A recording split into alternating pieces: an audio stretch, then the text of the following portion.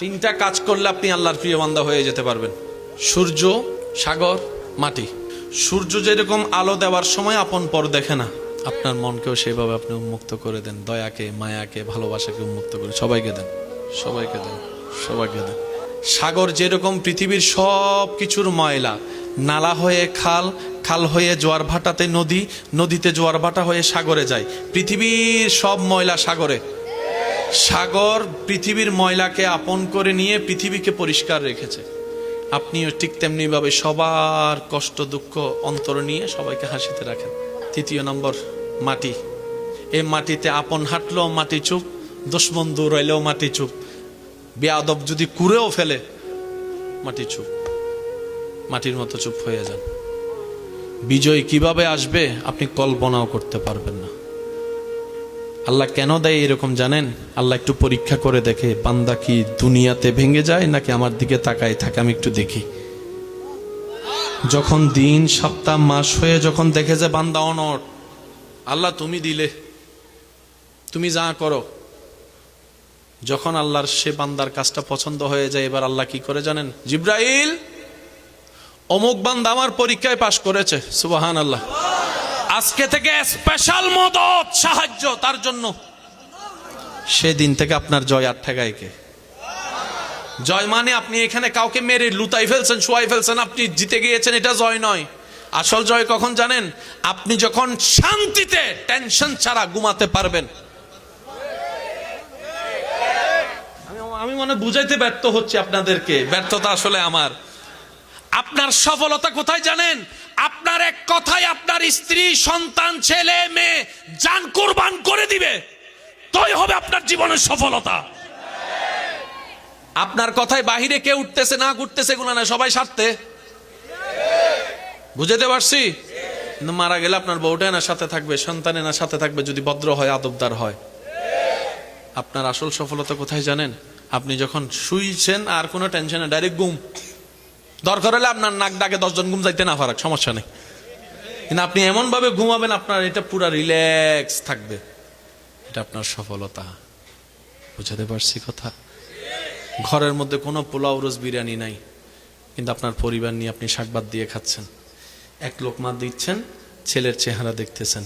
এক লোকমা দিচ্ছেন, নাতির চেহারা দেখতেছেন। এক লোকমা দিচ্ছেন, বউয়ের চেহারা দেখতেছেন। সবাই মিলে বসে ভাত খাইতেছেন। এর চাইতে বড় ইজ্জত, সম্মান, শান্তি আল্লাহ তাআলা আমাদের সবাইকে একটু বুঝার তৌফিক দান করুক। আর সব অগোছালো সিস্টেম লাইনে চলে আসবে শুধু একটা জায়গায়, ডিসকানেক্ট, দিলটাকে কানেক্ট না, রিকানেক্ট। কানেক্ট আগে ছিল তো, সেজন্য আমি রিকানেক্ট বলেছি। কানেক্ট মানে যেটার আগে কোনোদিন কানেকশন ছিল। আমরা সবাই জন্মের পর থেকে রহমানের দরবার সাথে কানেকশন ছিল তো। বেশি লেট করে ফেলতেছি, আমার ভাইয়েরও কষ্ট হয়ে যাচ্ছে, দূরের পথে যাবে উনি আবার। তুমি তা আমি অল্পতে শেষ করছি, বিরক্ত করব না বেশি। আচ্ছা, আমি কিছু প্রশ্ন করে আপনারা একটু উত্তর দিবেন, পারবেন ইনশাল্লাহ? একদিন, 2 দিন, 1 মাসের ছোট বাচ্চা, তার কি কোনো জ্ঞান বুঝ আছে? সে প্রস্রাব পায়খানা চিনে? একটু বলেন না ভাইয়া। সে আগুন বাতাস চিনে? সে কোনো কিছু বুঝে? বাচ্চা মানুষ কি আর বুঝবে? এবার আপনার ঘরের সে ছোট্ট বাচ্চা, 1 মাসের বাচ্চা, আমার মা বোন যদি শুনে থাকে আপনারা একটু খেয়াল করবেন। 1 মাসের ছোট বাচ্চা চিল্লায় চিল্লায় কান্না করতেছে, কেউ তারে থামাতে পারছে না। দাদি কোলে নিয়ে কয় অ অ অ, ইটা আরো কয় এ।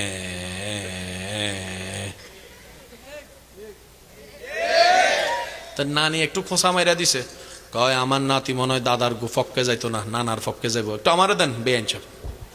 ও ইতে আরো জোরে এ। এবার খালাই আইসা কয় আমার বাইগনা ওল্ড মডেল পছন্দ করে না, সে আইফোন 17 প্রো ম্যাক্সের যুগের মানুষ, তো সে নোকিয়া 3310 পছন্দ। ও এরকম সবাই নেওয়ার পরও বাচ্চার কান্না থামে না।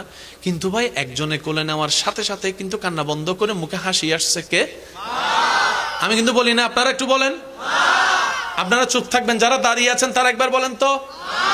এবার ইমানদার ভাইরা আপনারা একটু আওয়াজ দিয়ে বলেন তো, এবার সবাই মিলে ফুল বলিয়ে বলেন তো, বাচ্চাকে কোলে কে নিয়েছে? সবাই তো এই দৃশ্য দেখেছে, যাক শান্ত হইছে। তো বাচ্চাকে একবার জিজ্ঞেস করবে না, তুই বেটা কুল দরকার কুল তো পাইছস, আদর দরকার আদর তো পাইছস, সুমা দরকার সুমা তো পাইছস, দাদি দেখ আর নানি দেখ দিছে তো, তুই কারো কুলে শান্তি হলি না, তুই মার কুল চিনলি কেমনে?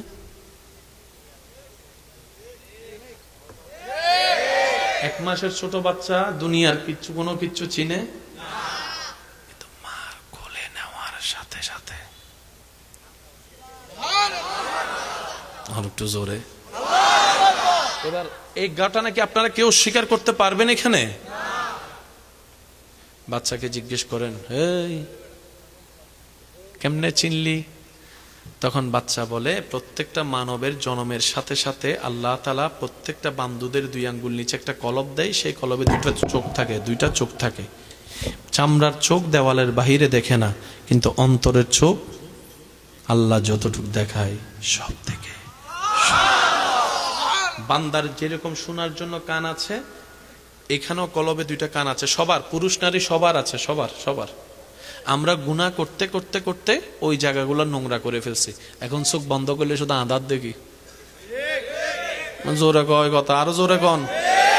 এখন আমরা চোখ বন্ধ করলে কিচ্ছু দেখি। রাসূল পাক সাল্লাল্লাহু আলাইহি ওয়াসাল্লাম বুখারী শরীফের হাদিসে এটা বলছেন, ইন্না ফিল কলবে আইনানে ওয়া উজনানে, প্রত্যেকটা মানবের কলবে 2টা চোখ 2টা কান আছে। চিৎকার দিয়ে বলেন সুবহানাল্লাহ।